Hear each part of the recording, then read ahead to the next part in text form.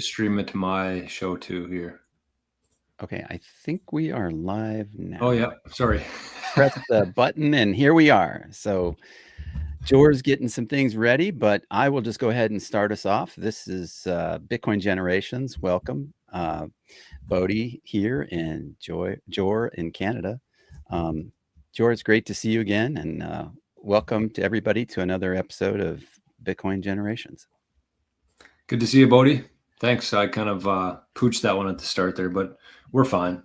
Oh, well, we just here on Bitcoin Generations, we talk about a lot of things Bitcoin for the baby boomer generation and also new Bitcoiners. And so with Jor and I, we've got two different generations spanned right here, and we'd like to cover some things that are kind of like current topics and questions, answers, all that stuff. We try to nail some of those things right here in a short period of time for our listeners and for future listeners. So we will take some time at the sort of towards the half-hour mark, 40-minute mark, somewhere in there. We're going to be specifically just listening to our listeners, what questions you have. We'd like to take some time to kind of go down and answer those. So please feel free to reach out to us and see if we've got any burning questions, anything that Jor might have mentioned, anything that I might have mentioned, anything that comes up for y'all. So Jor, what have you got? What have you got for us today? Tell us some new and interesting things that you got. I think for the last week, it's been a lot of people panicking. What's going on with the price? What's happening with this? Why? I was promised 100K. I was promised $1 million Bitcoin. And I think the more of these little dips that you go through, the better off you're going to be in the long run. The one consistent through my time in Bitcoin anyways is that it's very inconsistent. So there's lots of highs. There's probably just as many lows. And I think the whole point of doing shows like this and showing up here is to really just grow that conviction. I think that's the biggest thing. And that's the unanimous thing within Bitcoiners is like the more time you spend learning about Bitcoin and delving into it, the easier it is to kind of weather these weeks. So that's kind of where I'm at right now. I'm looking forward to, I was watching American HODL and Jeff, I want to say Jeff Booth every time, but it's Jeff Ross. They're more like analytical, technical guys. And they're pretty much calling right now about the same as what happened in 2017. I wasn't around at that time, but they were. And so they're kind of saying that both chart wise and, emotionally wise, we're going through the same kind of lull right before the big run up in 2017. The exact same thing happened. So that's kind of what I foresee. So I'm kind of in the process of just getting as much as I can into Bitcoin right now, making sure everything's kind of in place because you want to get this stuff done before it happens, not after the fact. So that's where my focus is right now. How was your trip, Bodie? We went a couple weeks there apart, but we managed to get her done. How was the trip? Yeah. Thanks for taking the helm there last week. And I see Buck 52,000. Hello, sir, or ma'am. So last week was my hair was on fire, and you can see I don't have enough to burn. I was on the plane at the time the podcast was going live, but no, it was a really good trip. Let me summarize it this way, just in summary, that going into a very small conference that was very high signal and intensely packed with some software developers, some tinkerers, some people that are in the Bitcoin mining heat reuse space, which is a very niche space. I did that specifically because I have something that I'm looking to try to bring forward, an entrepreneur and things. Well, I am out of my comfort zone. I am in a place where I don't know. I had a friend who was able to meet me there, but I didn't know really what that space was going to be like or who the people were going to be like. I'm used to like sharks in the water everywhere, and the guys that I work with are like, just waiting for me to have a crack in my armor, and then they're just going to like beeline for the kill. No, didn't feel like that at all. I noticed we had just a little glitch there for a second. Yeah, you're back. Okay. Didn't feel like that at all. In fact, the space was very, very like pioneer, kind of like, and then we're all like, just, I mean, this is paraphrasing it, but, kind of feeling like, like here's a bunch of cowboys on the wild frontier, and here's a chuck wagon, and there's a campfire there, and here we are all gathered around the campfire, and it's like, hey, I'm cold, you're cold too. Okay, let's gather around here and kind of like, we're gonna have some grub, we're gonna eat some stuff, we're gonna, have a drink or something. But man, it look around, man, there's nobody here, so it kind of felt like that. And it was, so the overall feeling coming, with that context was kind of like, I think this is going to be really interesting. It's going to be really great learning from these smart guys who are in this space. And then me bringing my own experience to, it has nothing to do with any software development or developing any hardware or any kind of thing like that. Just my own experience as a contractor and doing the things that I did, and also like dealing with customers and how to do that and how to talk to other contractors. That's my space. And so it was a great experience in summary. And that was specifically focused on Bitcoin mining, right?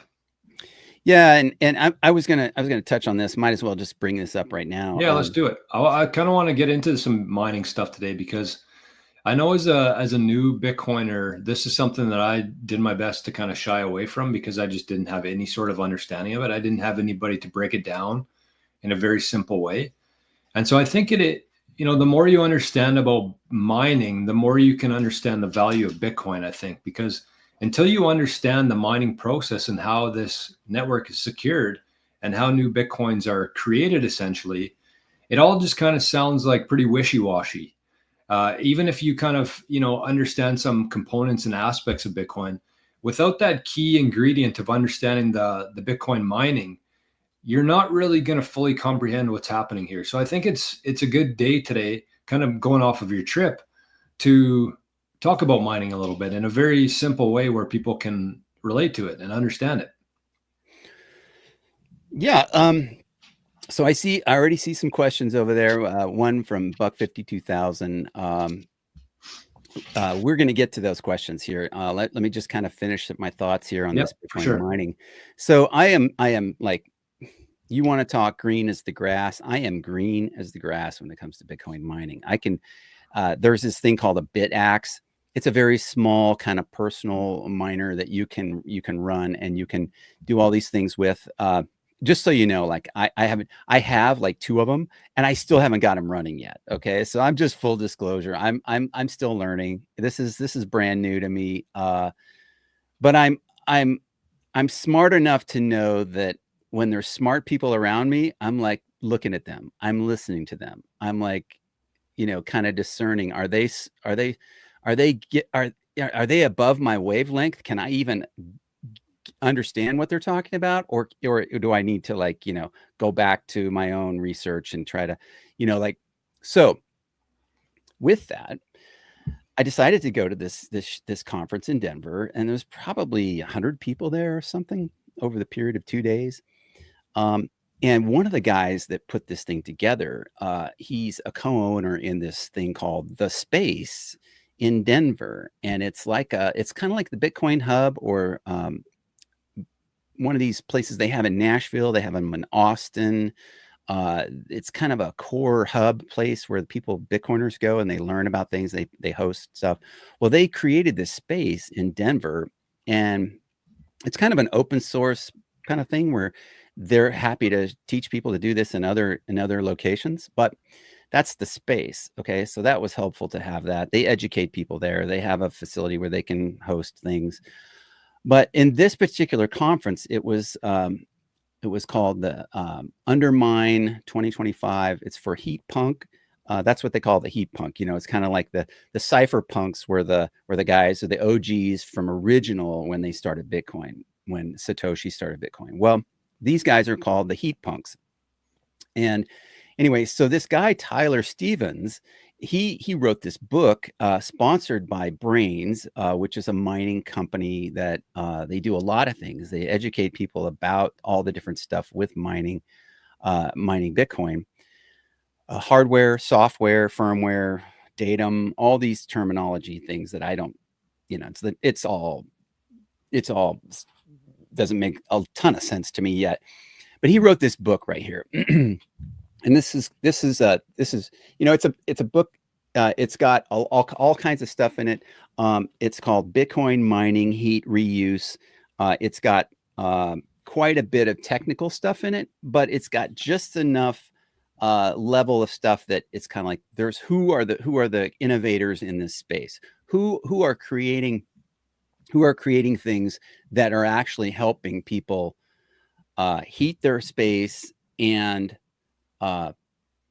earn Bitcoin on the side. And so anyway, I would just say that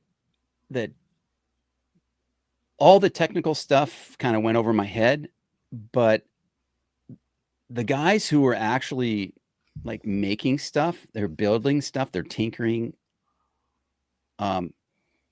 they were showing things that were like, okay, if you have heat in and you have a machine, I'm sorry, let me back up.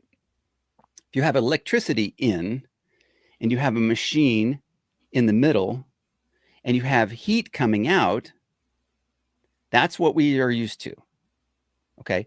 But if you have a smart heater, you have electricity coming in and you have a machine and you have heat coming out, the same amount of heat as the other kind, but you also have Bitcoin coming out. This is something I might have explained previously, but I don't think so. But anyway, I want to share with you that this book is, I think, the first book of its kind. Tyler Stevens is the author. It has a foreword by another guy from Fog Hashing, but it's kind of sponsored by Brains. And I'm going to show you a link here of kind of the Brains website, and they have what they have is they have books here, and this book that I just showed you is not yet in the list of Bitcoin books.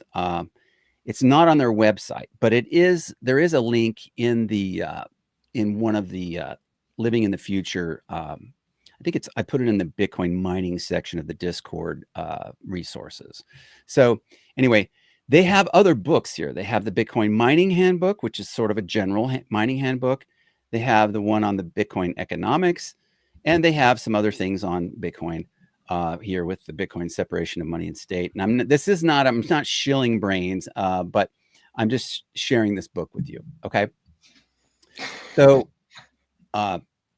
anyway, you're allowed to chill. It's your show, man. Well, you know, I mean, I don't get paid anything by Brains. I don't get paid anything for any of this. I'm kind of like approach it the same way you do. And that's like, hey, I'm going to try some different things and we're going to see how they work. And then if it's worthy, then and only then will I bring it to this group of people that are watching our show here.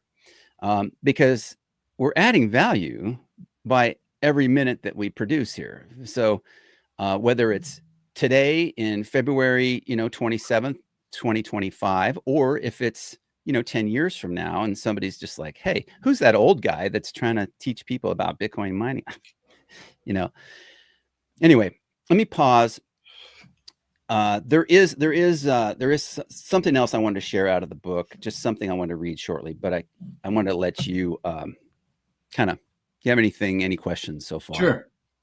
Yeah, I don't know how much we've covered on Bitcoin mining in this show so far.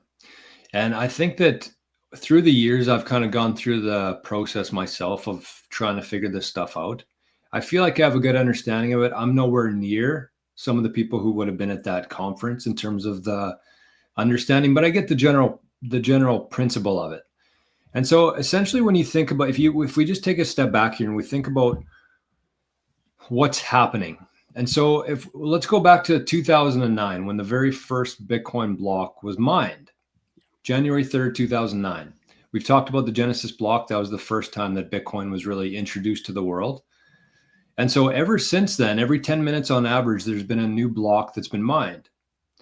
And every time there's a new block that's mined, not only does it have a whole bunch of transaction, and that's kind of what keeps track of who owns what within Bitcoin, but whoever mines that block gets paid in Bitcoin. So that's the incentive for people. That's why people would want to mine Bitcoin, is because if they happen to mine the block, if they happen to hit the block equation, which I'll talk about in just a sec, but if they're lucky enough to hit the block reward, they get paid. Back in 2009, if somebody mined a block successfully, they would get 50 Bitcoin. Yep. Fast forward 4 years in 2012, let's say, because of the halving schedule, because of the supply schedule, they got paid 25 and then 12 and then 6 and then we're at 3 now. So every 4 years approximately, those block rewards, the incentives for people to mine get cut in half.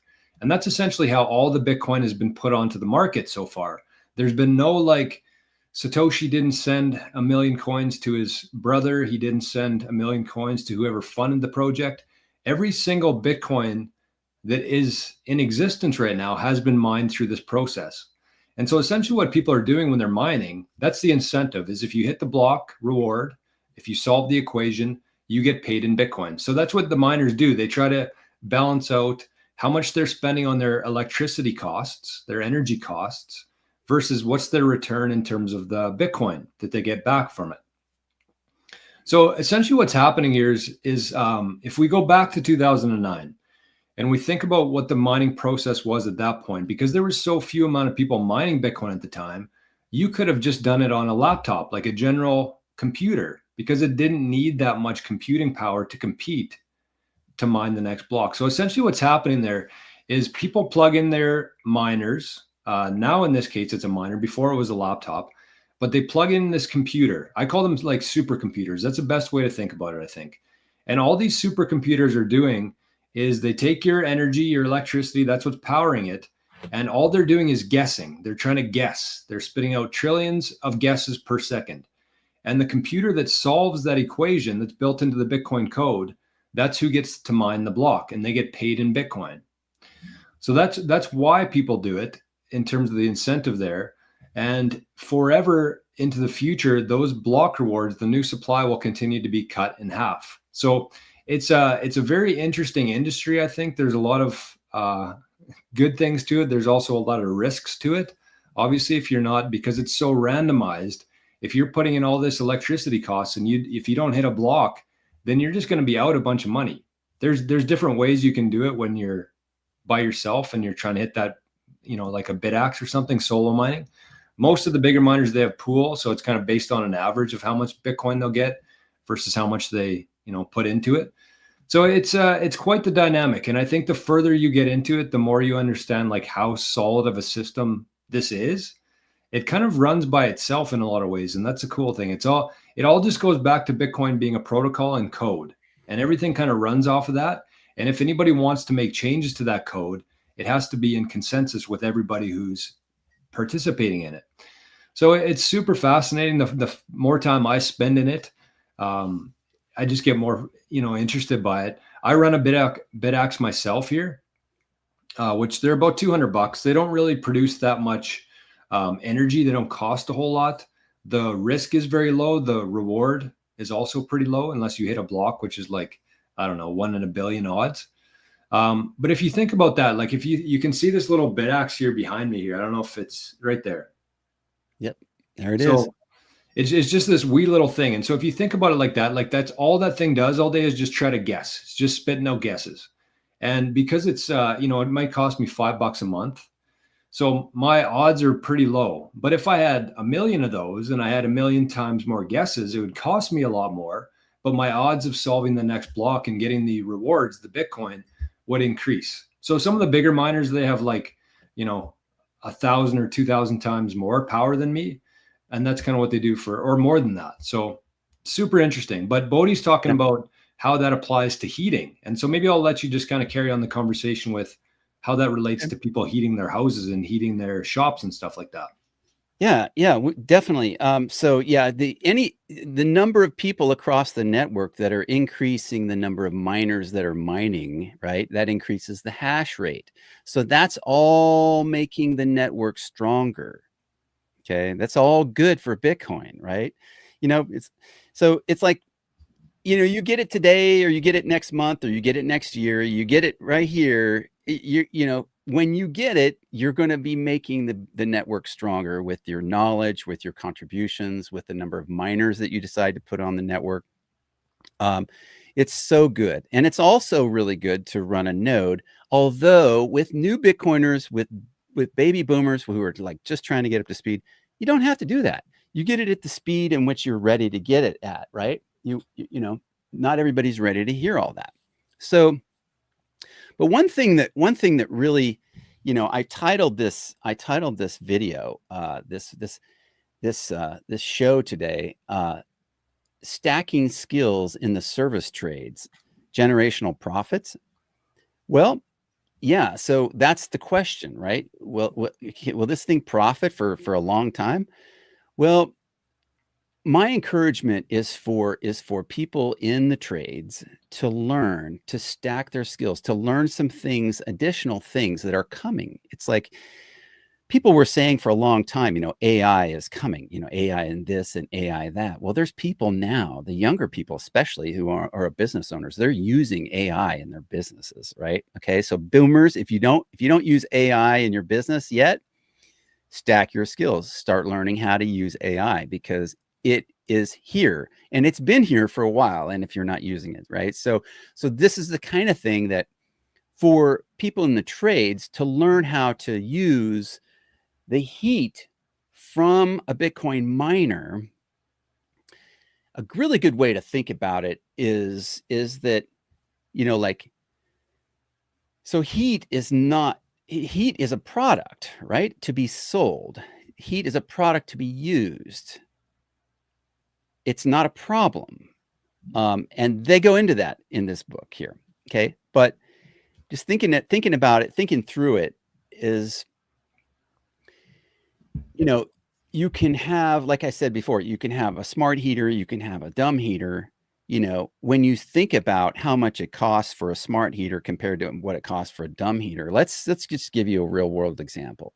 Let's say your dumb heater is $50.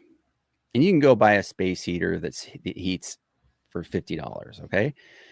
But the smart heater is $200, let's say.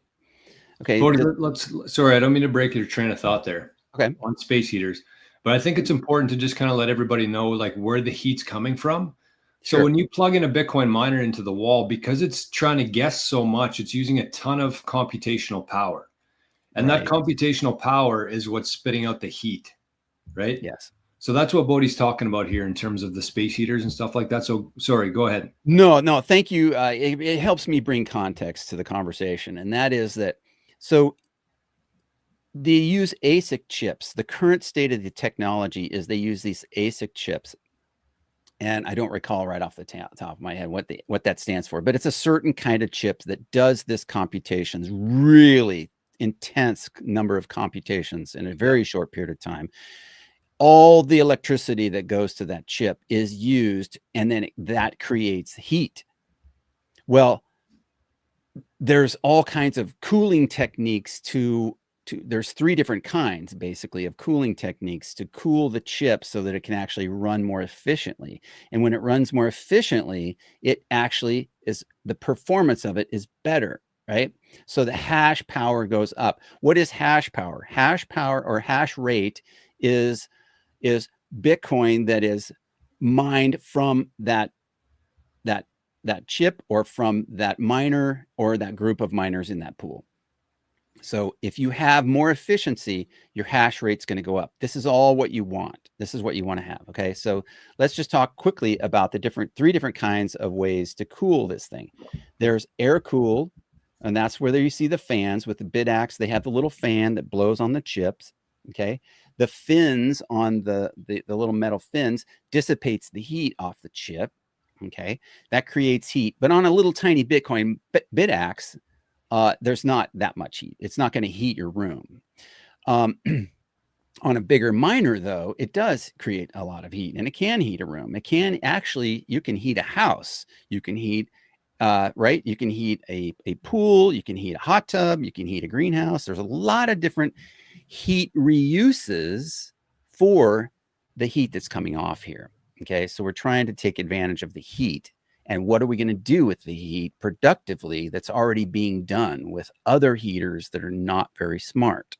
Okay, so you have air cooled, and then you have water cooled or immersion, and it's way above my pay grade. Okay, I am not the guy to explain this, but I will say that they use an oil-based special kind of oil that they immerse this whole section of this mining unit into this fluid, and then they basically, through a heat exchanger, they take the fluid and then they extract the heat from that, and then it goes and does something else for you.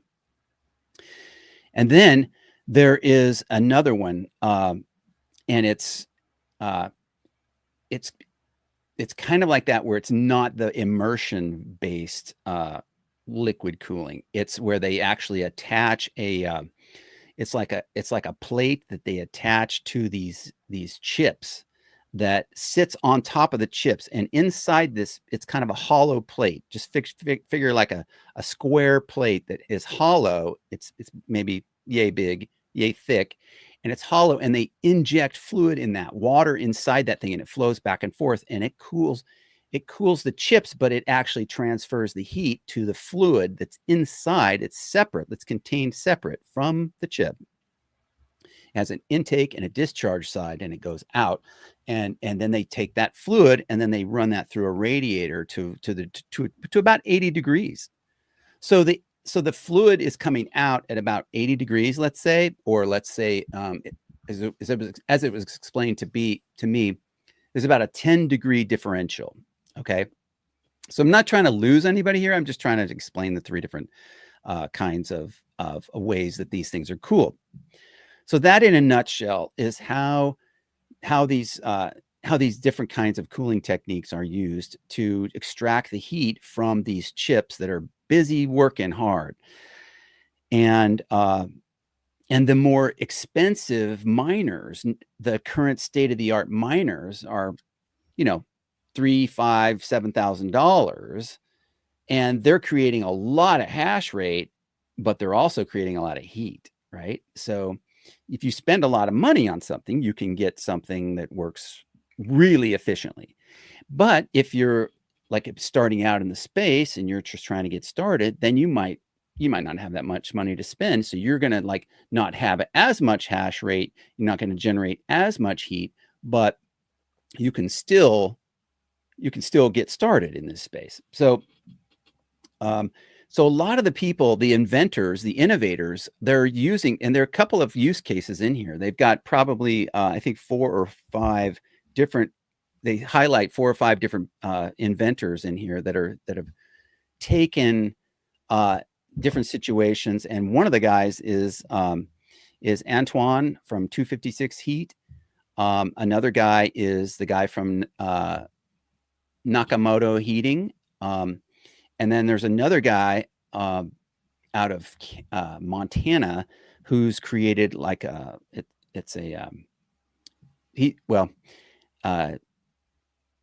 the name of his company? It's Clay Burnett, and I don't recall his company's name right now. But the point is that we are just at the very beginning of the number of people that are going to be creating things for different industries to use heat with these smart machines, and one of the things this is something I would say to the guys in the trades before I pause here. The guys in the trades who are business owners or who are technicians who are actually, on the ground, rubber meets the road, they're making things happen. One of the things is like, how do you get somebody to kind of buy into this idea of, hey, we've got this smart heater. We'd like to put it in your business, or we'd like you to use it and try this out, test this thing out. We want to try to help you, earn some Bitcoin or something. Well, one of the things I learned was that, hey, in the early stages of adoption, like Bitcoin is in right now, and especially the very early stages of Bitcoin mining, which nobody really knows about yet, or at least many people don't on a commercial scale, is if I'm trying to get you, you're my customer, let's say, Jor, and I'm trying to get you to like put this in your business, use this thing. We're going to try this out. Okay. Instead of me trying to explain to you that, hey, we're going to put this heater in your house and you're going to make Bitcoin. You're going to do all this stuff. You're going to be like, huh, you said this thing, you said the Bitcoin word, and that's freaking me out. Like, I don't understand that. Okay. Try this instead. Try, hey, we're going to try this out. This is a new kind of heater. It's a smart heater, but it can actually give you a rebate on your electrical bill.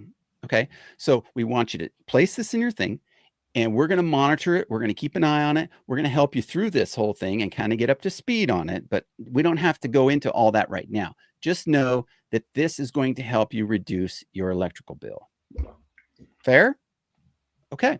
So there's not quite the chasm that we have to bridge with the former conversation, right?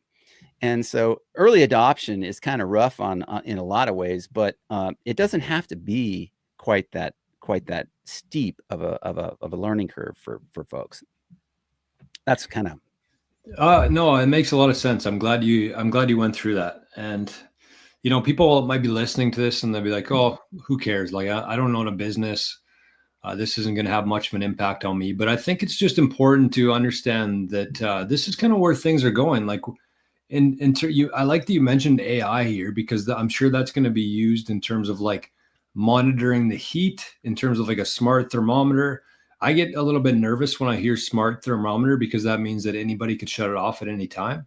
And, that's probably one of the risks to this at this point anyways. But like, if you just really think about it, it just makes so much sense, because especially for somebody in Canada like myself, where I spend 4 or 5 months every year. And I liked how you called it a dumb heater, my furnace. Like, my furnace runs all day long here because it's so cold outside. So the only thing that furnace is doing right now is generating heat. I pay a significant electricity bill, utility bill every month to heat my furnace or to heat my house. But it does nothing for me other than just heats my house. So if I have that option of the dumb furnace versus a smart furnace, which is what you were talking about there, where it's the exact same thing. It's a unit that produces heat, sends it up through the ducts of my house and heats this house. Except now, instead of that just going to waste, we're actually mining Bitcoin with that. So it's the process of the computational power with the ASIC chips that's generating the heat, which flows to the house. And because you're mining Bitcoin, you're actually going to get, as Bodhi mentioned, some sort of a subsidy or a rebate off of your energy bill, because you're mining Bitcoin with it.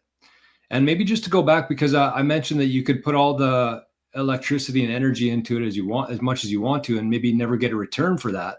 But there are ways in terms of like a Bitcoin mining pool where it's a lot more consistent, where I know how much I'm going to get back every month based on the pool that I'm in and how much Bitcoin that pool is winning and how much prorated I'm going to get from that. So it's kind of a no-brainer once people just kind of understand what's happening here. And you mentioned the new frontier, and that's exactly what it is. Because if, just like Bitcoin, if people looked at this objectively and said, you can heat your house, you can pay for it and get nothing back, or you can heat your house and you can pay for it, except you're going to get a rebate back every month. Every single person, residential, commercial, would always choose option B there. But just because it's so new and nobody knows what's going on here, that's why it hasn't really taken off like, it should, but that's just how technology works. Yeah, you know, I mean, we know. I mean, most people who listen to your show, who listen to this show, you know, I mean, there's a lot of folks who know how early we are, and they know that this is not going to be stopped.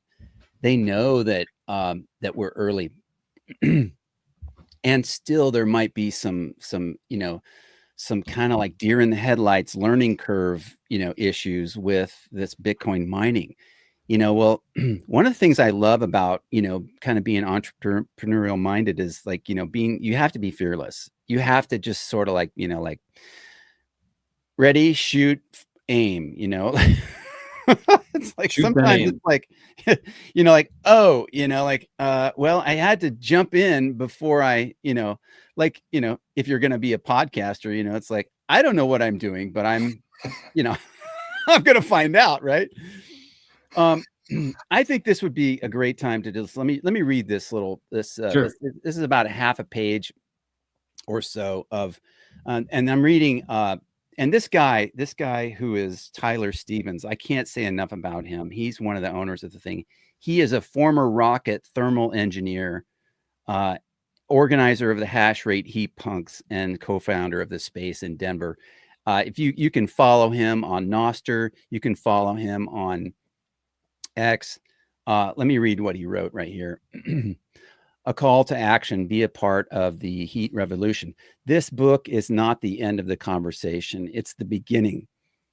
The future of hash rate heating depends on all of us. Whether you're a curious Bitcoiner, a business owner, an HVAC technician, an engineer, or someone who just loves the idea of a heater that makes money, there's a place for you in this movement. Here's how you can start. For Bitcoiners, explore whether the hash rate heating system could make sense for your home or business. Advocate for products that integrate mining and heating. Become a heat punk by building and educating others. For tradespeople, learn about this technology. The heating and cooling industry is evolving, and skilled electricians, plumbers, and HVAC technicians will be critical in bringing these systems to life. Be the person who can confidently say, yes, I know how to install and service that. For businesses and innovators, the market is wide open for creative solutions. Develop products, launch pilot programs, and take risks. Whether you're a heating company, an ASIC manufacturer, or an entrepreneur with a vision, this industry is ripe for disruption. For mega miners, don't fear heat reuse. Embrace it. Leverage your experience and infrastructure to lead the way. Collaborate with nearby heat demand and symbiotic partnerships to strengthen your business. So, he's basically calling everybody to like, hey, like, check this out, learn about this. For anybody in the living in the future, space, I am interested in trying to get a PDF version of that book for you.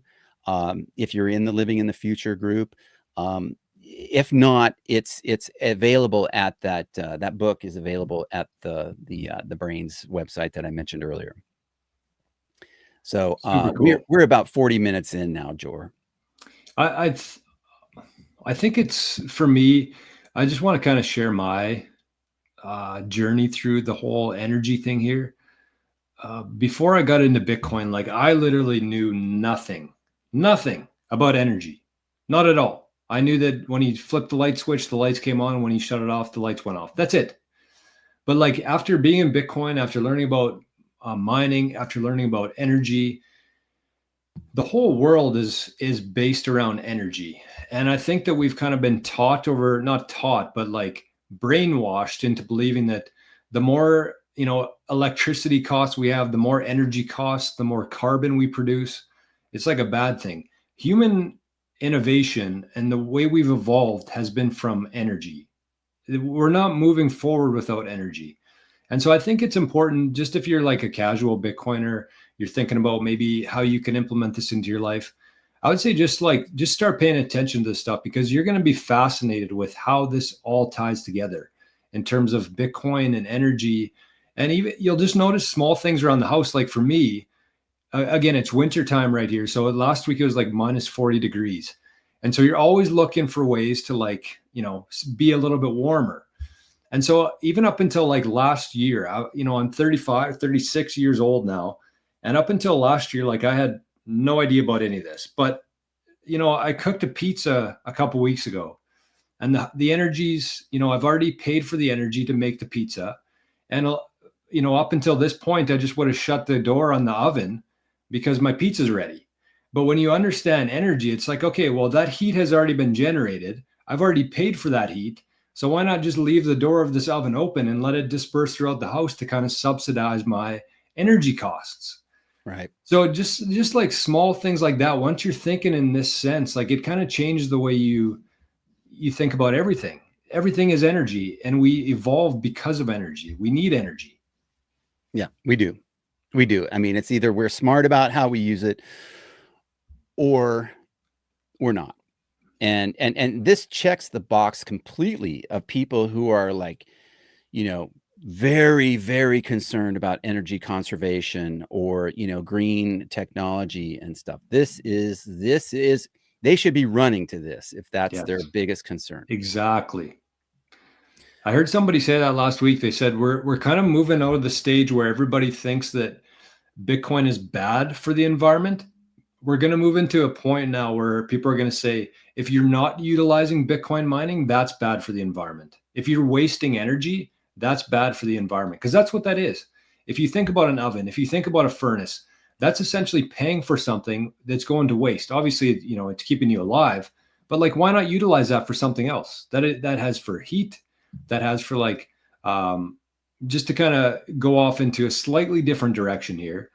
But like, if you think about the oil fields here, whether you're in Montana or North Dakota, South Dakota, Alberta, Saskatchewan, Manitoba, the methane gas that gets flared off of the rigs, usually that just goes to waste, or they have to pay like a carbon tax here in Canada because of that. Whereas with these new capabilities and the technology being created, they can actually take that methane gas and mine Bitcoin with it.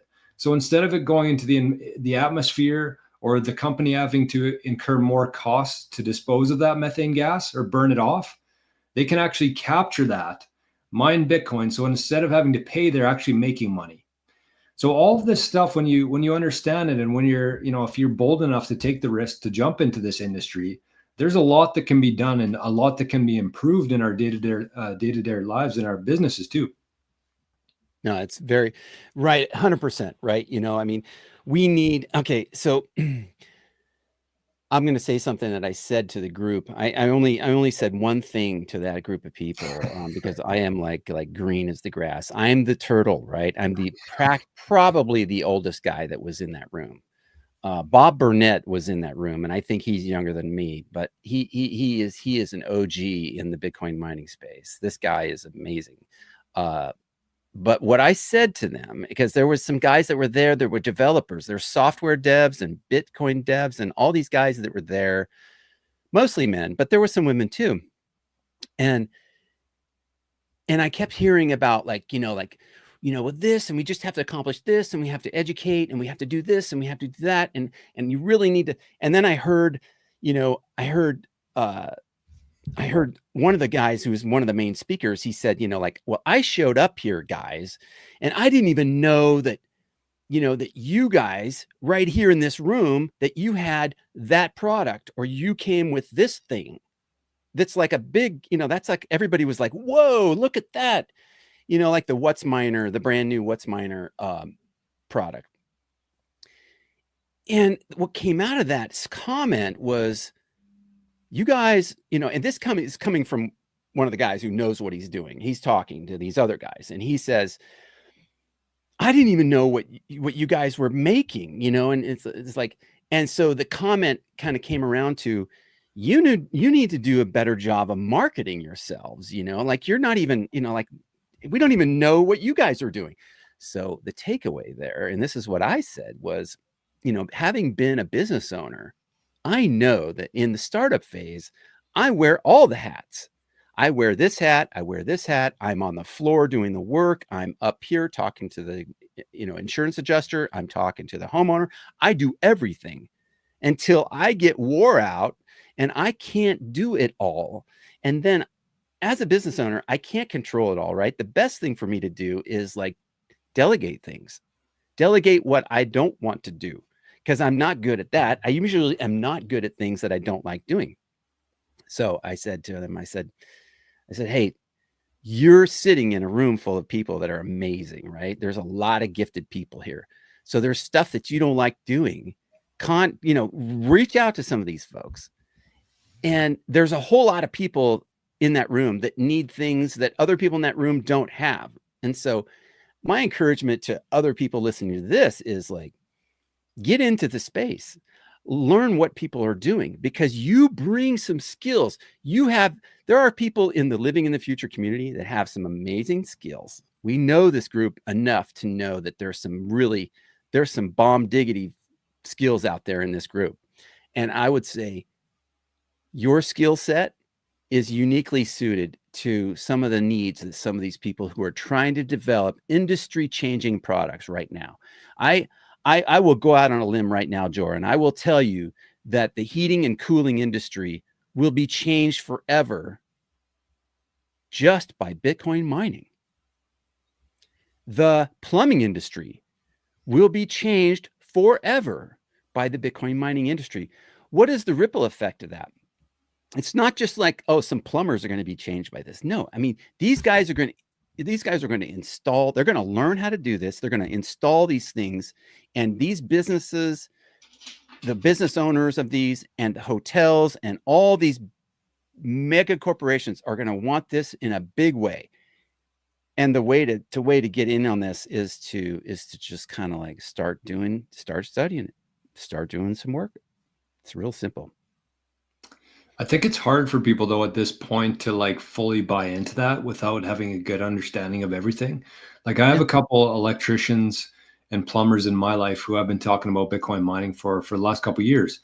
And I said, this is something you should consider at least exploring a little bit, because there's going to be every house here in Canada, every shop, every business, every hotel, as you said, everybody's going to be utilizing this stuff, and it's not going to be a plug and play kind of thing. They're going to have to be outfitted, because as the bigger your miner is, the more computing power you have, the more of a, like, I'm not an electrician, I'm not going to pretend to be, but more ampage or more electricity that you would need to to run that miner. So all of these houses, all of these businesses are all going to need to be refitted to allow and to align with this smart technology. And so it's a big industry, a big massive opportunity.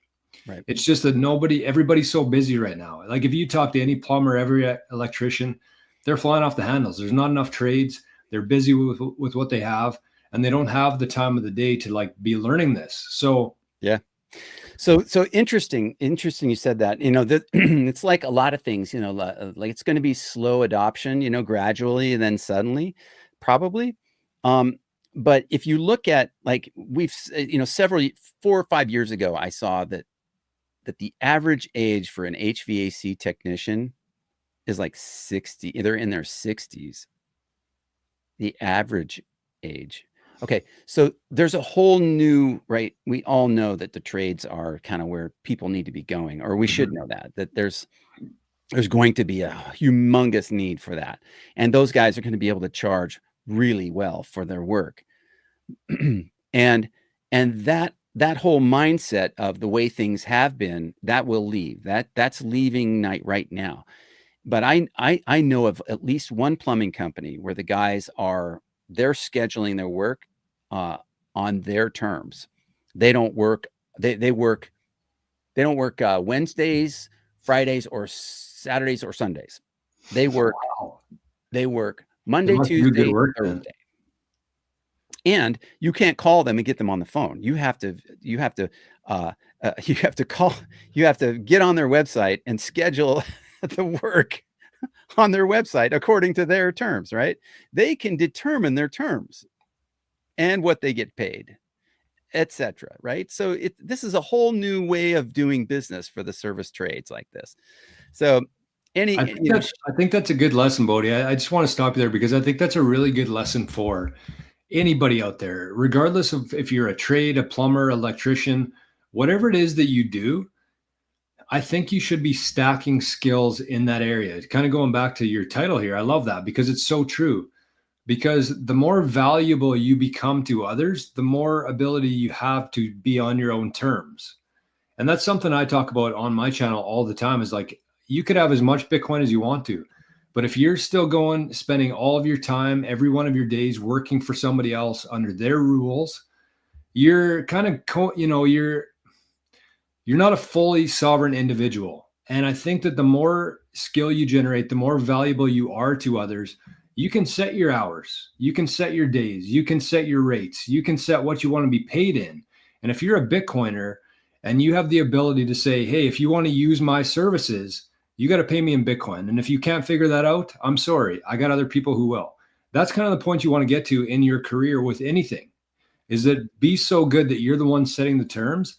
And like the difference between somebody on the flip side of that and somebody who's setting their own terms and on their own, running their own life is a major difference in happiness. Yeah, 100%. I mean, it's you set your own terms, you know what you can do, and you only do that. I would just, it was so encouraging. Let me say this. It was so encouraging to see that there's actually people out there inventing things that aren't like, I didn't know what to expect. Like I said in the beginning, it was kind of like, sharks in the water, or is it like, like people are friendly and open about what they're trying to do. It was the latter. And that was very, very good to see. I'm a little bit overwhelmed thinking about some of the stuff that I'm trying to develop because it's like, I got a lot of work to do, but the beauty is that it's an opportunity. I have an opportunity to do a lot of work. And this is kind of where a lot of us are right now. So we can segue into something else other than the Bitcoin mining thing. I'd love to get to, I'd love to get to a question here from Buck 52,000. Go ahead and take that one, Jor. So the question says, here's one for you. Trying to get my father to set aside 1 million sats for each of his 3 grandchildren. Recommendations? He knows nothing about Bitcoin.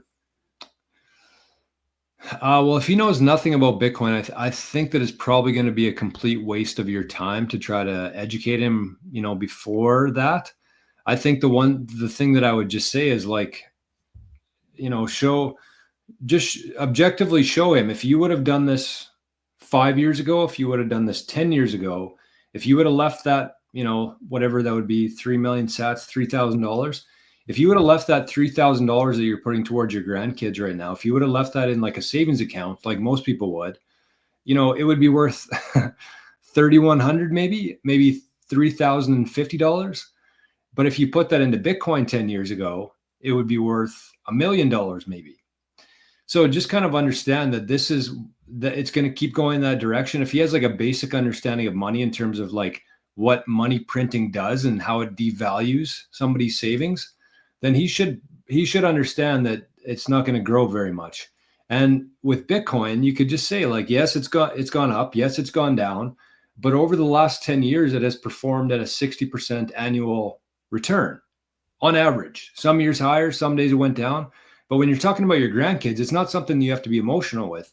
You just say, we're going to put this in here. We're going to not care when it goes up. We're going to not care when it goes down. We're just going to leave it here for the next 15 years. And I guarantee you that this in Bitcoin is going to much, much, much outperform in dollars. Yeah. So I wouldn't waste any time like trying to tell them about Bitcoin and explain it to them. Just show them objectively like what's happened in the last 10 years and say this is going to be a long-term thing. So yes, it goes up and down day to day, month to month. But over the years and over the decades, this thing has outperformed literally every other asset that exists out there. So why not? Absolutely. 100%. Anybody who's panicking right now, it's like, hey, get your seatbelt on. This train is not wrecking. We're not going off the rails here. Just sit down, breathe, understand where we are. We're early, and you've got a long way to go. Stay humble, stack sats, and do some studying, right? We keep studying, keep stacking the skills, right here and right here. Whatever we can learn how to do, just this is the place we're at. I think the other thing I would say there, and this is an important lesson for I think anybody who's getting into Bitcoin right now, is that if you buy any amount of Bitcoin, you should go into this with the intention that you're going to hold on to that Bitcoin for at least 4 years. Because you could point to any time in history, you could find any specific date and range of dates. And yes, sometimes it's gone up 2,000%. Sometimes it's gone down 80%. But over a 4-year period, if you've ever bought Bitcoin and held on to it for at least 4 years up until now, you have been in the profits. You've been ahead. So you should never buy Bitcoin expecting something to happen in the near future. That's not what this thing does. This is a long-term asset. And so when you're talking about grandkids and children, what a perfect vehicle for that.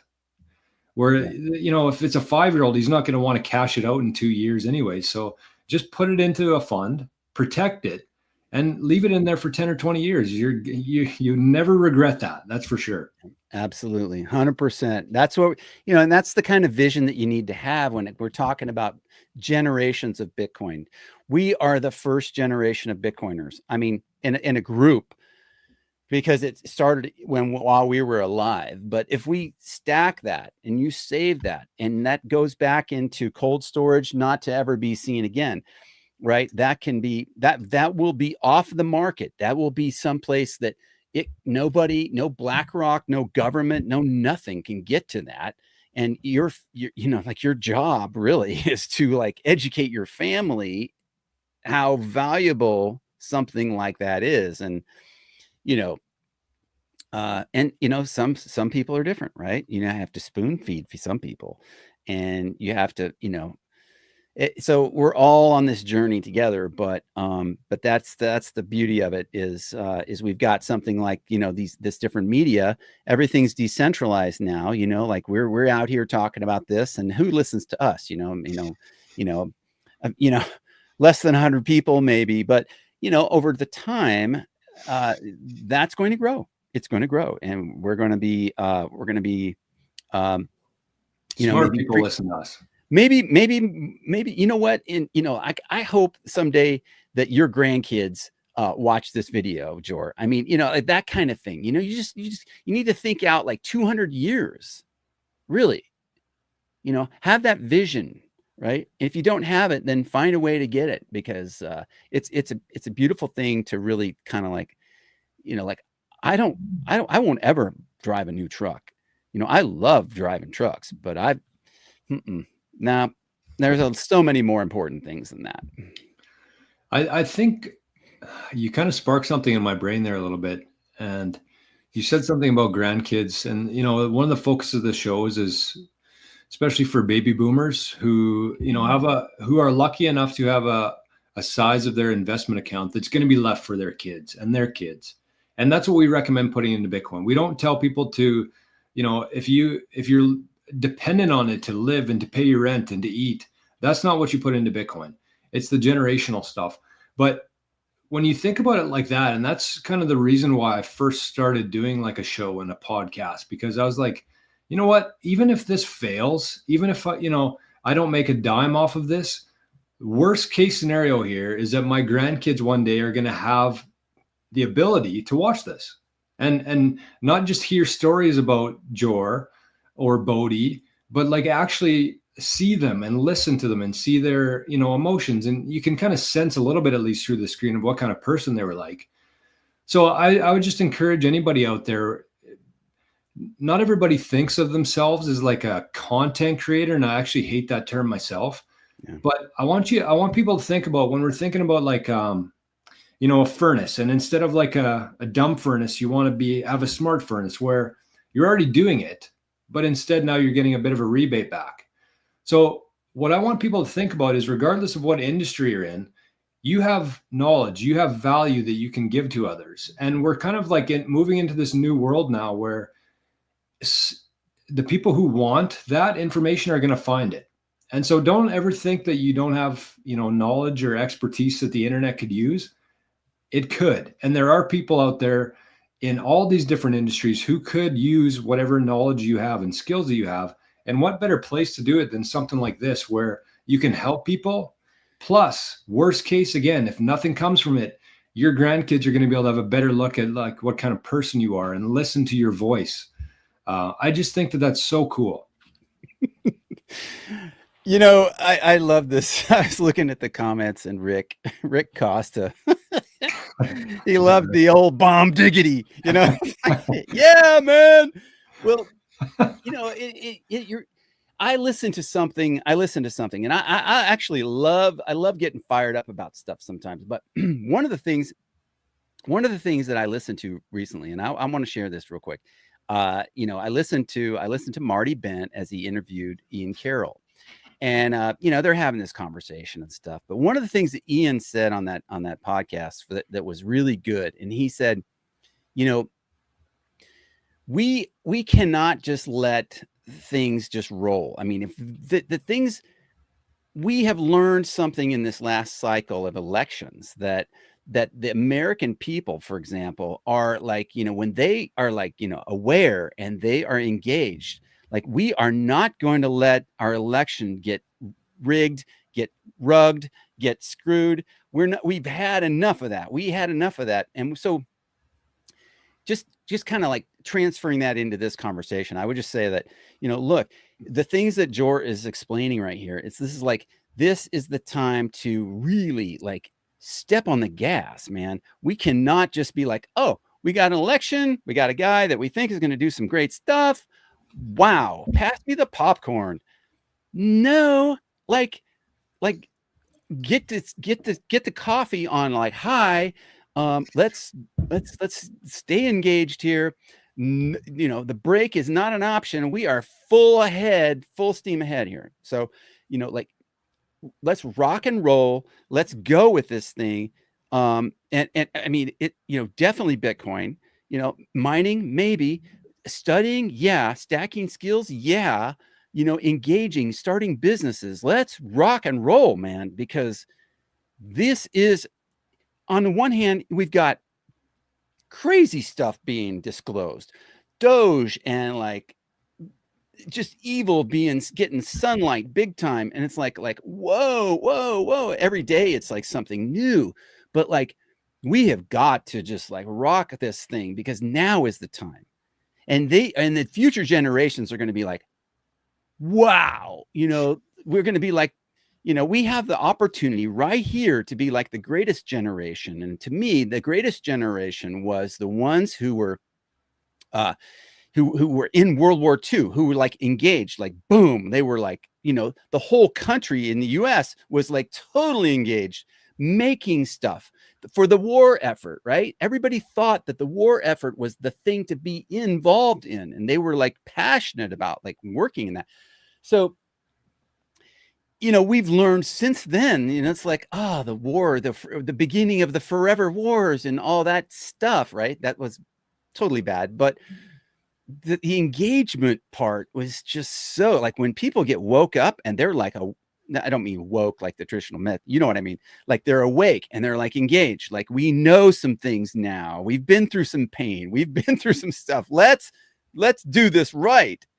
Let's not ever have our rights taken away again. We want to have paper ballots or whatever it is you want to say, but we definitely need to be starting more businesses and really getting kind of like, instead of watching the world go by, but getting engaged, drinking the coffee, chopping the wood, doing the things every day.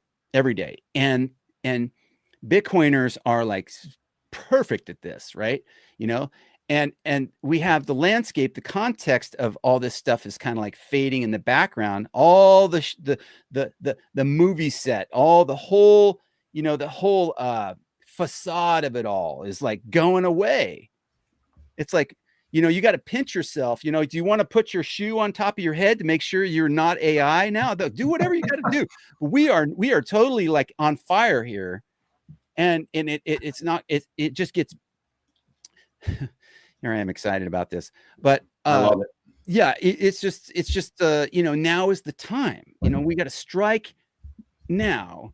And I love that this Bitcoin is like the money of peace, right? It's the money of peace. It's not the money of war. And like everybody's worried about like, oh, the crypto and all the, like stuff is being, people are trying to, get Trump to do the, what? Trump is a human being. He makes mistakes too. But and we don't have to go into that. I mean, we probably can see some of the obvious things that he's done recently is like, maybe not so much. But you know what? He's a human being. He's going to make mistakes too. But he plays a very high stakes game, and he's doing some amazing things. And so hats off to him. We just have to be loud voice here, a loud voice, and let him know that, I like the, the government efficiency stuff. Okay. There's, you're going to ruffle some feathers. You're going to definitely piss some people off, and no doubt, but we have a voice here to let him know that Bitcoin is the way. This is the way, Yeah, I got, that was well said. I think you're absolutely right. I think that now, and people are starting to become aware of that. If you think about where we are today versus 4 years ago, even, you said woke there. So we'll say woke again. People are woke in the right way. People are understanding what's going on here. They don't like it. They've had enough. They're taking matters into their own hands. And I really believe that back in World War II, if we had the technology that we have today and the information that we have today, I don't think World War II would have even happened. At that time, there was a lot of propaganda. It was the TV, the radio, the newspaper. And you can see it now, even though this mainstream media is starting to fade away, they're still trying to divide people. They're trying to push narratives. It's not working quite as effectively, but back then it did. And that's why people were fired up. They wanted to fight for their country. And I think that we are soldiers right now in this war. The war, I think, has been going on for several years now, maybe several decades. And everybody here is part of this war. It is an information war. It's not being fought with guns and bullets and planes anymore. It's all information. And a couple different things I wanted to mention here, Bodie, was that number one, with Trump, even with the government we have, none of this works without Bitcoin. None of it, because policies change, governments change. In 4 years, we might have a different, talking puppet head up there. They might change their mind. None of this works without Bitcoin. Number two, Bodie said that Bitcoin is the currency of peace, which it is. And why is it the currency of peace? Is because how has every war been funded? By governments who have the ability to print money. That's it. That's the only reason. They're all been banker wars. They print money. They fund the wars. They take a portion of themselves. They have no issues killing human beings. Sickening. With Bitcoin, they can't print it. They can't fund wars if they can't print money. And number three is that in times like this, when you have overreaching governments, when you have people in positions that you don't necessarily trust, you need something like Bitcoin. Bitcoin is the only asset that you can truly own. The only asset that you can truly own. And you might say, well, no, that's not true because I have a gold coin or a stash of gold in my basement. And yeah, you own that, but somebody breaks in your house tomorrow with a gun, you don't have that gold anymore. You might say, yeah, well, I have a piece of land that I have the title to. And I would say, well, try stopping paying property taxes on that and see who owns that land.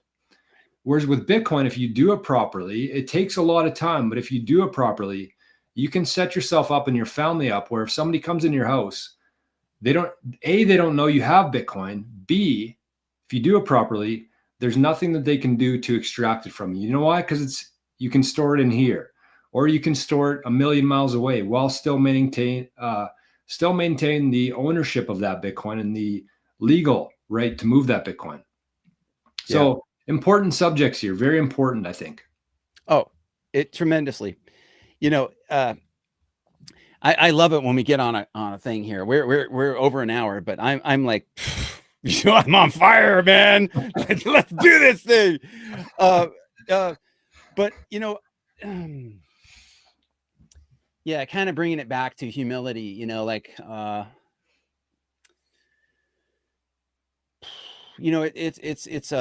every day.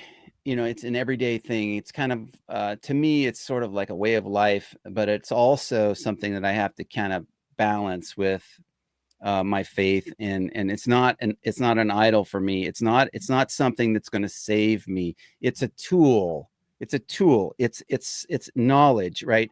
And you said it's, people have trouble, like, well, it's, what if it gets, taken away, or, is it really a thing, and it's like, well, okay, I'm getting now that my knowledge base of Bitcoin mining is like more than just like, like flatline, I've got like a quarter of an inch of knowledge now, like just barely, a tiny bit. I'm still a pleb. I'm still a turtle. I'm still all these things, right? But I understand better now how Bitcoin is bound by energy. And that's something that Jeff Booth taught us. He said those things, and other people have said it too, but it's bound by energy. It's a wall of energy. There is no way you're going to rug. There's no way you're going to scam. There's no way you're going to break Bitcoin, because it's bound by a wall of energy. It has been solidified and protected, encrypted, that some of the smartest people on earth cannot get through this thing. They cannot break it. They cannot scam it. We have seen some of the ugliest, scammiest, worst stuff, and there's probably going to be more coming of things, evil things. And I'm not talking just Bitcoin. I'm talking about other stuff too. But in Bitcoin, in cryptocurrency stuff, and do I need to mention names? I don't think I do. I think you guys have heard enough of this. You've seen enough. If you're studying, if you're listening, you're awake, that the sunlight and time and track record shows what is good and what is evil. Do we have to go further than that? I don't think we do. I think we know. And if you have to go further than that, then you haven't studied enough Bitcoin.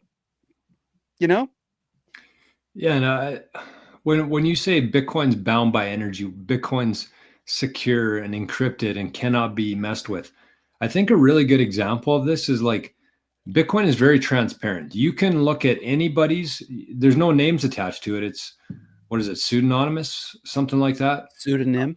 Yeah, there's no names attached to it, but you can go into any Bitcoin wallet and you can look at the balance in there, and you can see all the information, all the transactions, how much Bitcoin's in there.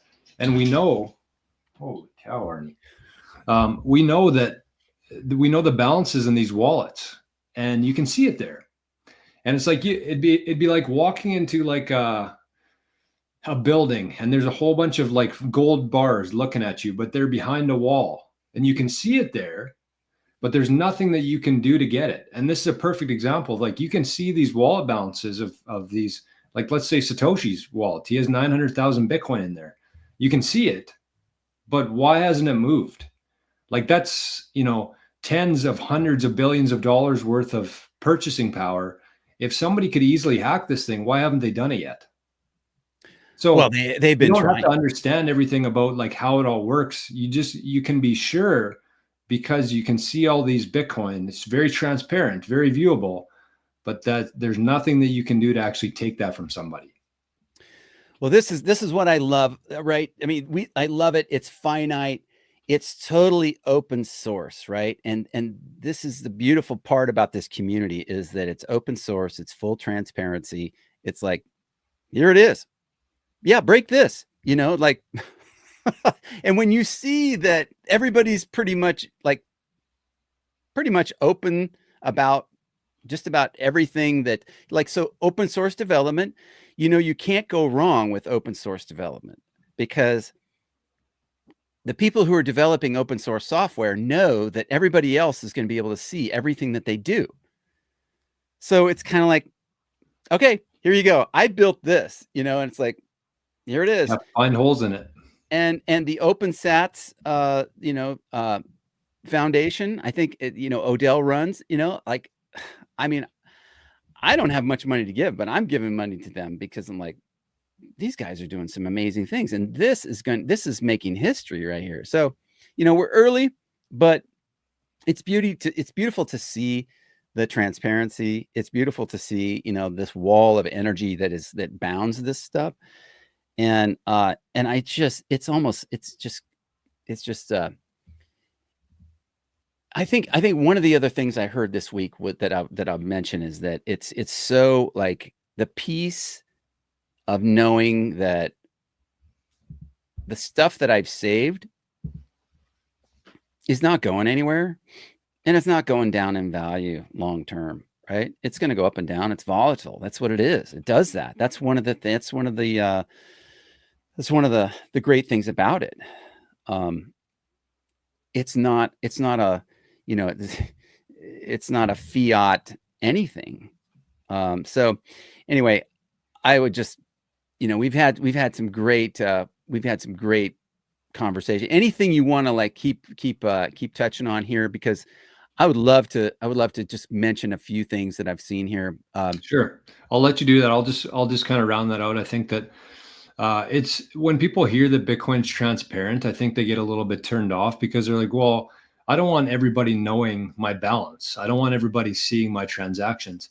And I think it's important to note that Bitcoin adds transparency to the people who need it and gives privacy to the people who need privacy too, or who want privacy, I should say. And so if you think about a government who, they collect taxes, they do all these different things to bring money in, they spend it in the worst way possible. We know that, but we can't really verify. We can't see where that money's going to. We might see something on the TV that says, oh, the US government just sent $2.5 billion to Ukraine for this or that or weapons. Nobody knows where that goes. Nobody can follow that. So if you had like a transparent way of doing that, that's what Bitcoin provides. It provides transparency to the people who need it. Plus, there's tools for people like me and you and everybody watching this to actually transact privately without it being on chain and recorded forever for everybody to see. So it's a perfect combination of it adds transparency to the people who need it, and it gives privacy to the people who want it. So I saw a question there. What was that last one? Yeah, I'm going to have a laugh about this one. I love that. But here's the question. Do you think a 12-word seed phrase and passphrase is safe? Let me just touch on that real quick. I would say yes, it is. Go ahead, Jor.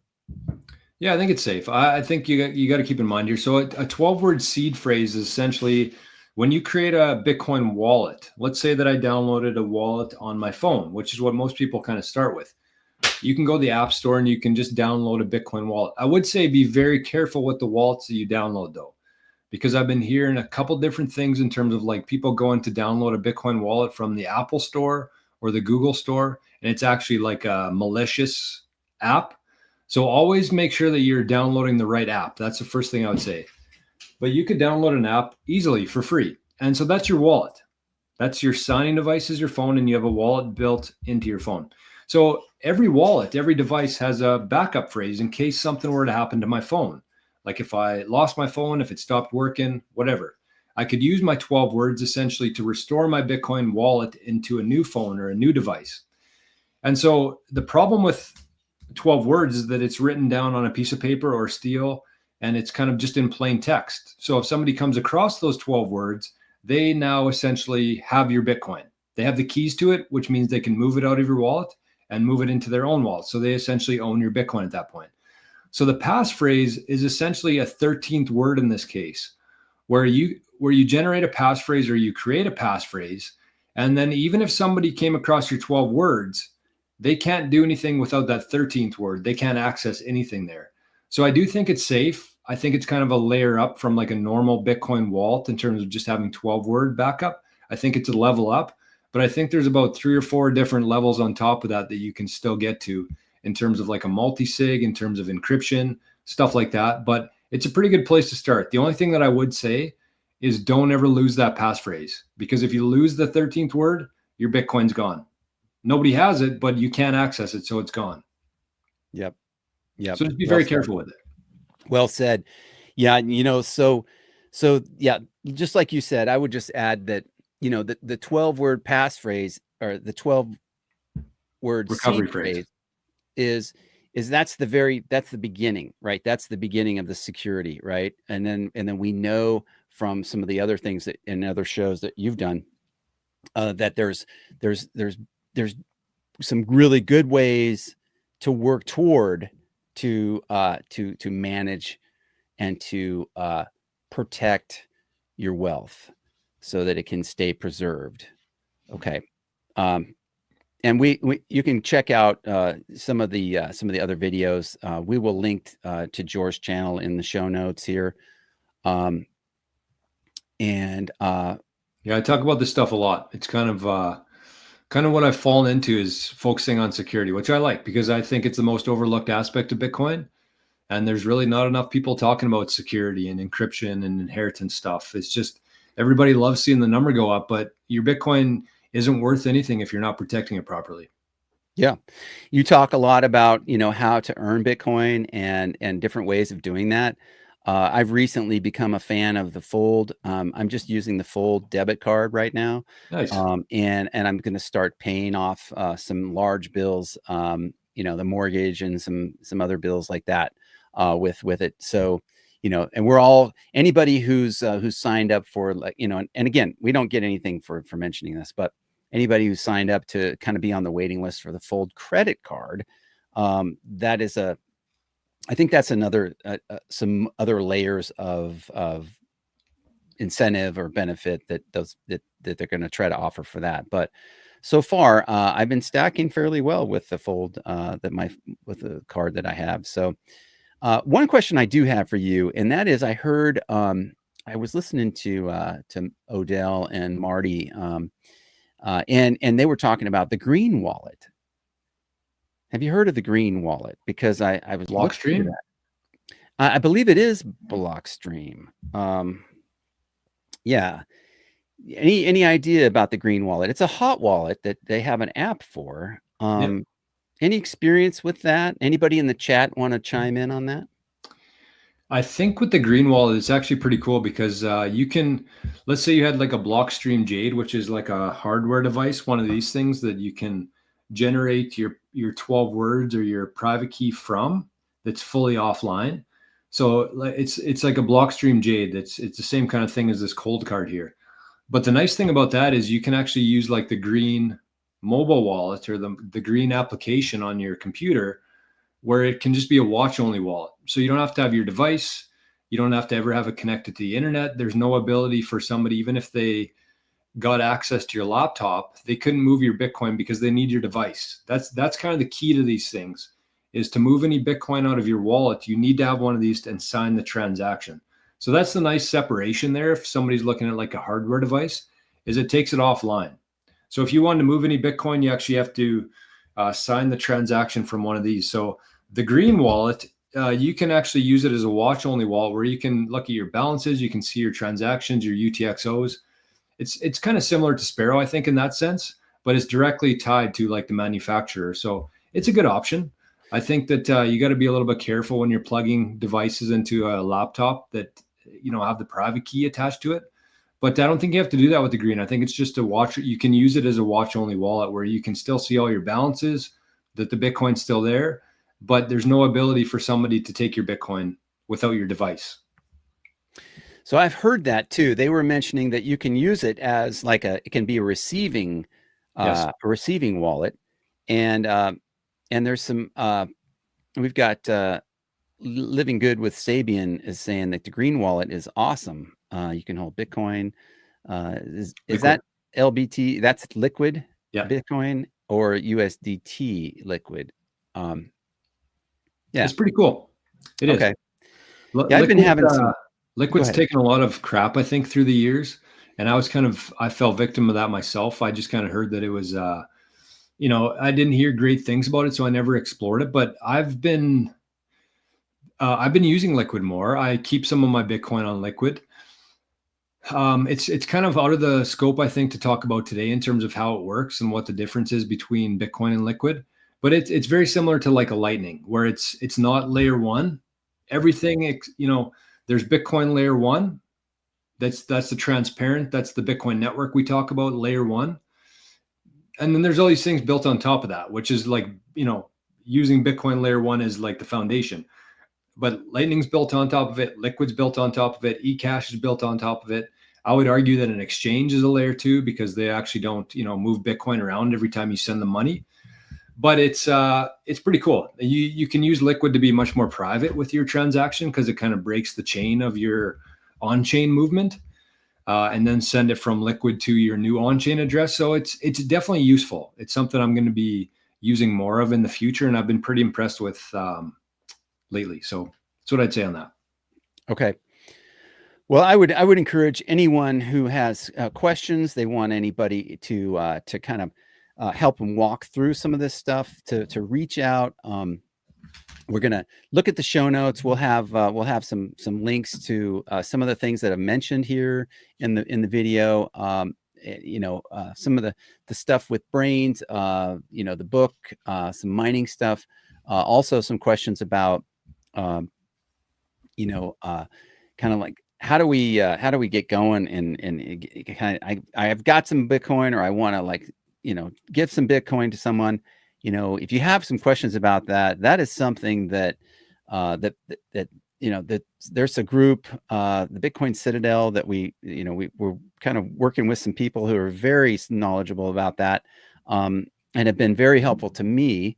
And I would just kind of let you know that's a good place to start. I mean, these people that are really high integrity signal, very interested in doing the right thing by people, are not going to ask you for, your seed phrase or your passphrase or anything. They're kind of like helping you, educate you as you take control of your wealth, and how to say this, really kind of like helping teach you to have your own bank level security in your house, under your watch, right? And when you have questions about like, oh no, how do I keep all this kind of organized and do all that stuff? Yeah, they address stuff like that too. And that's what I say. Once you kind of start at the base and you work your way up, then as you work your way up, you realize that, like there's some more stuff that I don't have to keep track of all that stuff. In fact, I don't even have to have anything in my house that has anything Bitcoin related on it. And yet my stuff is still kept in cold storage because I am smart and I've studied enough to know that I don't have to have all that. So wrench attack, no wrench attack, whatever. I've got my stack in cold storage. Hey, you want my wallet? Here's, want some food? What do you want? You just take care of business, and your life goes on because you were listening, you were smart enough. And that's the beauty of a community like, living in the future. And I've mentioned that before, but the people here, a lot of the people who watch this channel know that,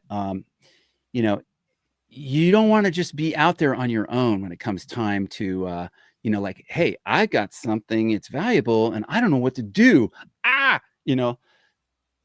Do this, take the time now, go down the rabbit hole, one baby step at a time. Right.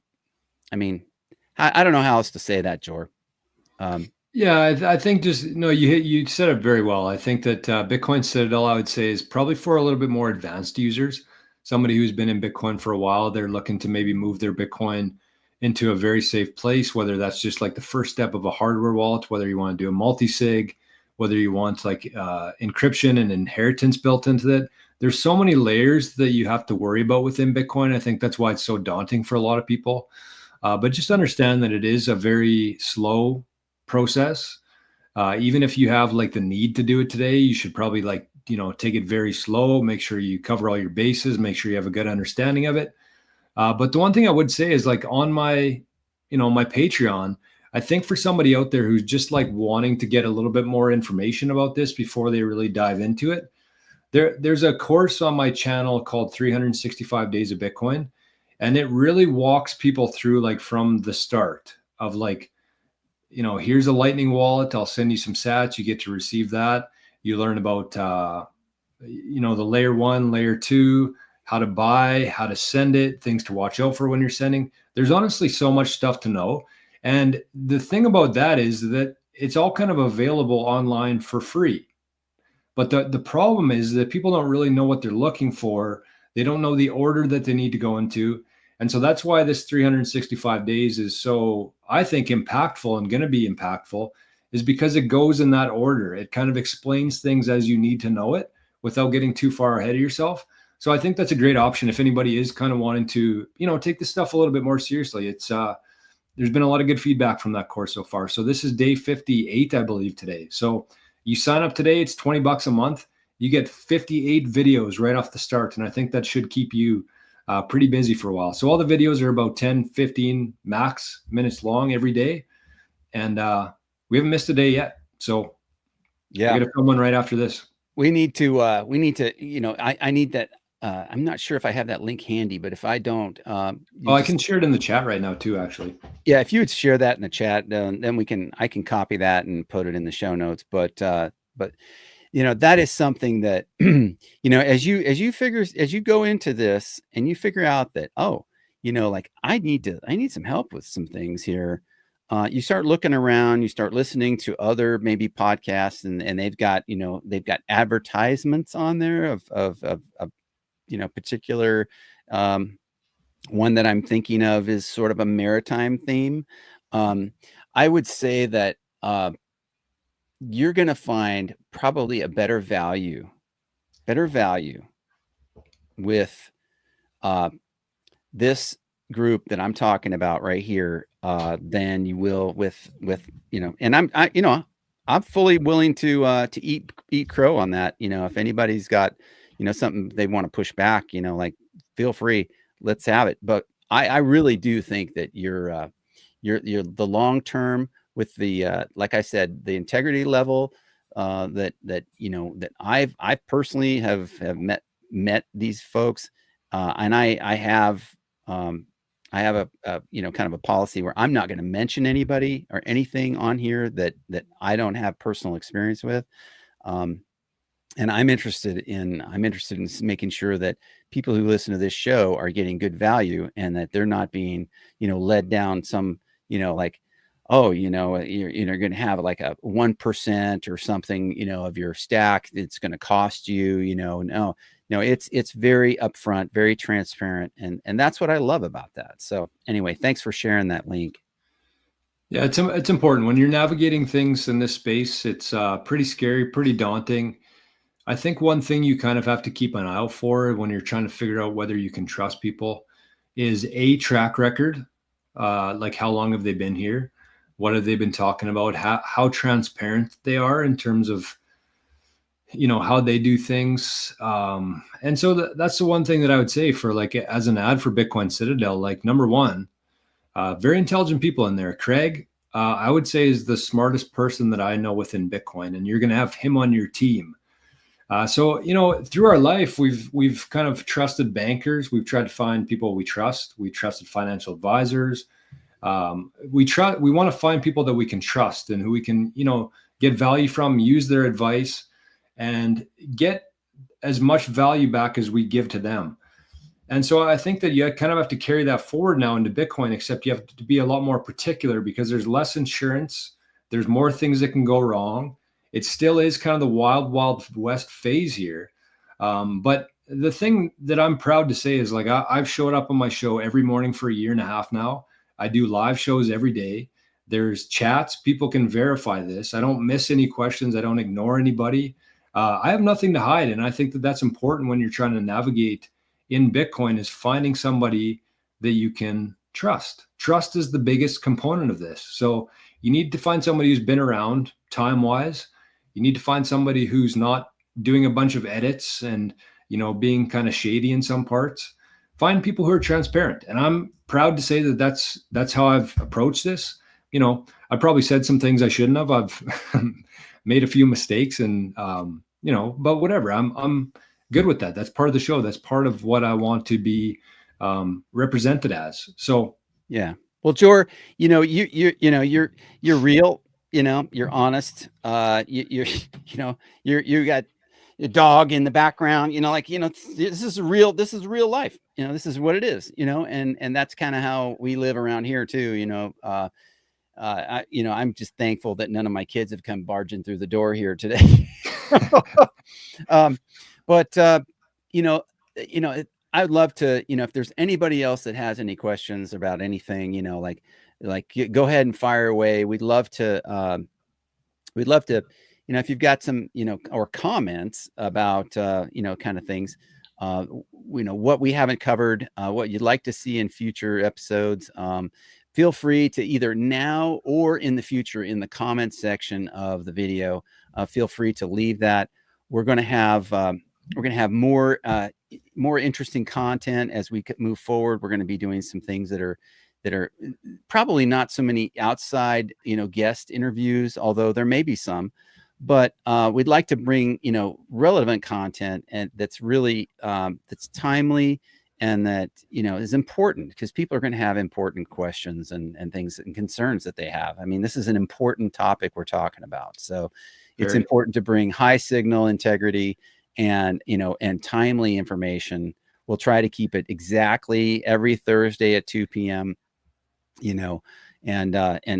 just as we move into this, it's really, it's important to kind of stay grounded and to stay humble and to not let all the fear, uncertainty, and doubt, get us all going every which way, so I'd like to really thank you, Jor. I'd like to thank everybody who's in the chat today. We've got some new listeners, I think, some people that I haven't seen before, maybe even a few bots, but that's terrible. No, seriously, Letha, Crypto Princess, Rick, thanks for the likes. Thanks for smashing.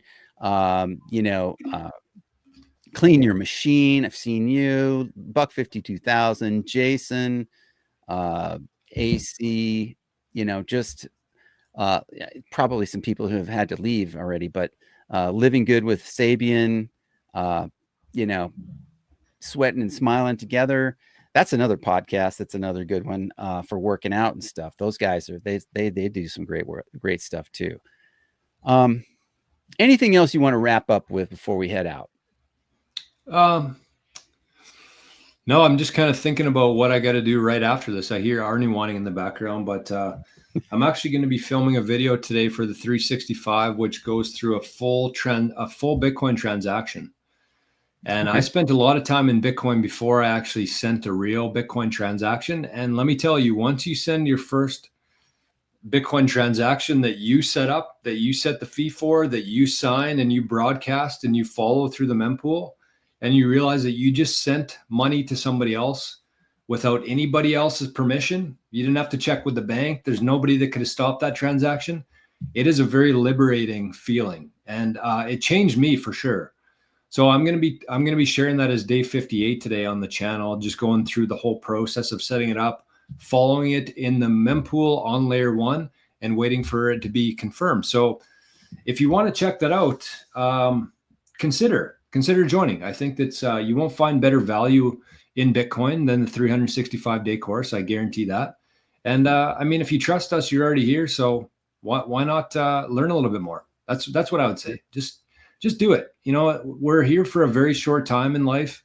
Bitcoin is considered pretty risky, although I see it as the exact opposite of that. But it's like, why not take a chance here, regardless of what industry you're in, regardless of what age you are?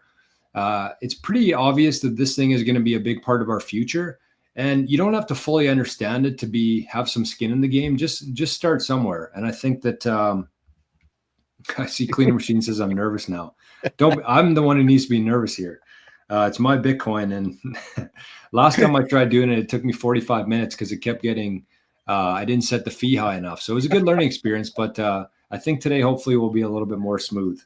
You touched on this thing, and here I go again. I'm sorry, but I have to say, the pain point of the existing banking system. Oh my word. I mean, how many times have you put a check in the bank and you wait and you wait and you wait, and you're like, you need that check. You need that money, right? Oh man, it's incredibly frustrating. I've had a couple of times I've been on the phone with customer service of banks, of PayPal, of who else was it with? Shopify, with somebody else. But it's like Nobody wants to take responsibility for it. You sent money to somewhere. I waited a month for my deposit into my investment account because the bank or the investment account didn't like my name on there or didn't agree with something.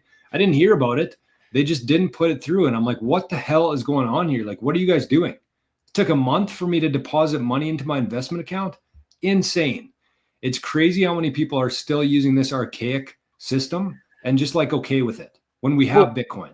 Well, you know, like I ran a business, I had employees, and I would get paid. I finally get the paper check. They won't give you anything else. They have to give you the paper check. And now you go to the bank and here you are, you're on the treadmill, right? And it's like, I feel like I'm in 1950, right? Well, I put the check in. Oh, well, we have to have a hold. We have to put a hold on the check because, you know, and no, guess what? Ask you where it came from. I've got payroll. I've got this. I've got that. I got to pay for supplies. I got to pay. And at the end of all those things, then I pay myself. But I got to pay these guys who are working for me. And then now I've got to stretch and claw money from other places to try to like patch things together. It's murder trying to run a business that way. That is the whole thing. They know all that and they still do this because they can. So I absolutely love Bitcoin, not from the consumer side as much, although I do love that side. But I learned very quickly in business that, man, you cannot run a business that way. But on the flip side, can you imagine running a business where everything is like, bam, like you're paid in Lightning? You're paying other people in Lightning? Instant settlement. Instant settlement, like peer-to-peer. Business will run like clockwork that way. Oh, and you know man. exactly where you're at. Think about how much, think about how much time we've wasted, how much we've been set back by these archaic systems that we've just like become accustomed to. Yeah. And people are just okay with it. It's like, no, there's a better way to do things. It's here now. All you have to do is, take a little bit of time and energy to learn how to do it. And the more people that learn how to do it, the faster we can move into this new system. So, and this passion right here that I'm feeling, this pain that I've kind of shared right here. This is one of the reasons why I've got a YouTube channel, because I'm like, hey, that ain't working. And this really does work. So you can plan ahead. You can preserve your wealth for future generations by doing this kind of thing, taking action now. Like I said, middle of this thing, let's not put our foot on the brake. Let's keep our foot firmly on the gas. We are on fire, you guys. We got to do this. So let's keep winning. Let's keep winning. Let's keep doing this. Let's keep this momentum. I love the conversation. I love the guests. Thank you guys so much for all this. Thank you very much. I think we're gonna put a cap on this now, and really enjoyed this, Jor. Thanks a lot.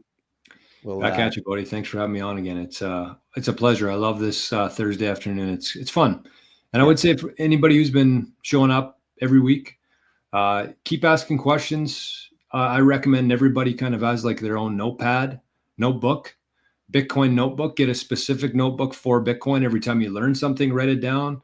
Every time you got a question, write it down. And there are people like Bodhi and I who take time out of our day to come on the internet and answer questions for free. So I think that you're crazy if you're not taking advantage of that. So always verify, like never trust what we say. But, for the most part, we've been pretty directionally correct so far through our experience here. So, I got to do that. Thanks, Dats. I got to go press my start earning button on Ember. It's 3:00, so that's my alarm. Ooh, there you go. There you go. All right. Hey, y'all. It's great to be with you. Jor, you guys take care. We will see you next week, Thursday, 2 p.m. Eastern time. Bitcoin Generations. All right. We'll see you then. Bye-bye. Bye-bye.